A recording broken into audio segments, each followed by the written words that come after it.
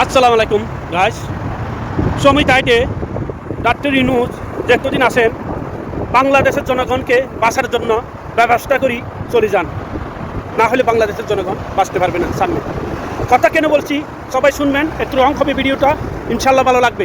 কথা কেন বলছি জানেন, আমাদের দেশে একটা পাঁচ রাষ্ট্র আছে, এই দেশে তো আমাদের বাঁচতে হবে। দেখেন শেখ হাসিনারা শেষ করে দিয়েছে এই দেশে বহুবার দিয়া। এই দেশের লাভ ছাড়া কোনোদিন দেশের ভালোবাসে না। এই দেশে সরকার জনগণের, এই দেশের জনগণ বালা। আমি জনগণকে দোষ দিই না, আমি সরকারকে দোষ দিই। কেন বলছি, এই সরকার শুধু নিজের স্বার্থ চিনে। এই সরকার দেখেন শুধু মুসলমানকে পিটাই। এও আমাদের দেশকে মুসলমানকে যদি সুযোগ পাই পিটাবে। এই দেশের তো বাঁচতে হবে। আমাদের দরকার তুর্কির সাথে, চাইনার সাথে, পাকিস্তানের সাথে এক হবার অবশ্যই দরকার। আমাদেরকে এক করে দিয়া, সুবিধা করে দিয়া, এটার সাথে ভালোবাসা করে দিয়া ডাক্তার ইউনূস চলে যাক, সমস্যা নাই। কিন্তু অন্য সরকার আইলে এগুলা করবে না। তারা মাথা বিক্রি করে দিবে, জনগণের মাথা বিক্রি করে দিবে, আমাদেরকে বিক্রি করে দিবে, এগুলা সুবিধা দিবে। এগুলার নেতাগুলা, এই বাংলাদেশের নেতাগুলা টাকা ছাড়া কিছু শুনে না, দেশকে ভালোবাসে না, জনগণকে ভালোবাসে না। তারা নিজের চিন্তা করে, তারা পরিবারের চিন্তা করে। তারা তো বাঁচতে হবে, এই নেতাগুলাতে আমাদেরকে বাঁচতে হবে। যদি বাঁচতে চান তাহলে ডাক্তার ইউনূসের, আমাদেরকে জনগণকে ডাক্তার ইউনূস একটা কাজ করে দিতে পারে, তুর্কির সাথে, চাইনার সাথে, পাকিস্তানের সাথে এক করে দিয়া চলে যান, সত্যি করে দিয়ে চলে যান। আমাদেরকে যদি সুযোগ পাই এই দেশে একেবারে ওই ফিলিস্তিনের মতো করে দিবে, ফিলিস্তিনের মতো তো বেশি করে দিবে।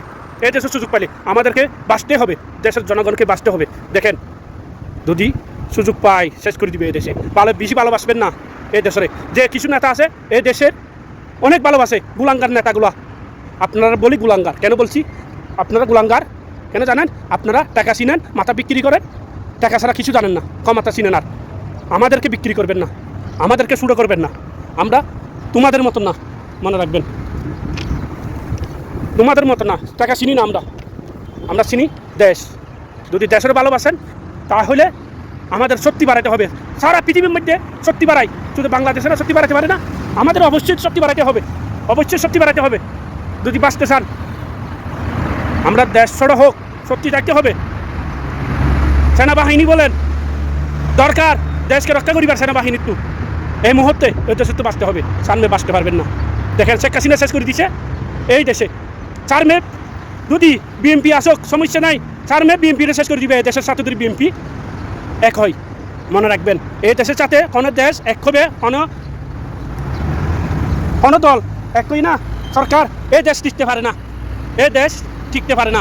মনে রাখবেন এই দেশে তো দূরে থাকবেন, আমাদেরকে রক্ষা করবেন, জনগণকে রক্ষা করবেন। আপনারা স্বার্থ দেখলে হবে না, ইনশাআল্লাহ। 4 মে ভোট, মানুষ দেখি ভোট দিবেন। আবি যাবি মানুষকে নেতা বানাবেন না, গুণাগার হবেন। মানুষ দেখি ভোট দেন, দেশকে বিক্রি করবেন না। 1000 টাকা নিজেকে বিক্রি করবেন না, 500 টাকার জন্য নিজেকে বিক্রি করবেন না, ইনশাআল্লাহ। নিজের সন্তানকে বিক্রি করবেন না, আশা করি। আল্লাহ হাফেজ।